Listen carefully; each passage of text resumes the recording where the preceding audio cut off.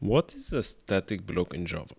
A static block is also called a static initialization block.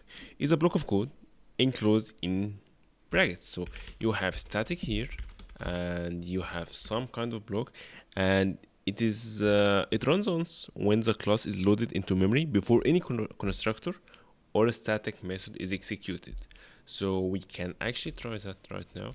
Let's make a constructor here. This constructor is gonna be main, and it's gonna be printing constructor is here, and when we put another one, but this one is what static is here. So now we're gonna be creating main new main, and yeah, that's basically it. And let's see what is the order here. So if we're understanding correctly, we should have seen static is here, then constructor is here. So we're gonna find out right now. Let's run it. Run the main.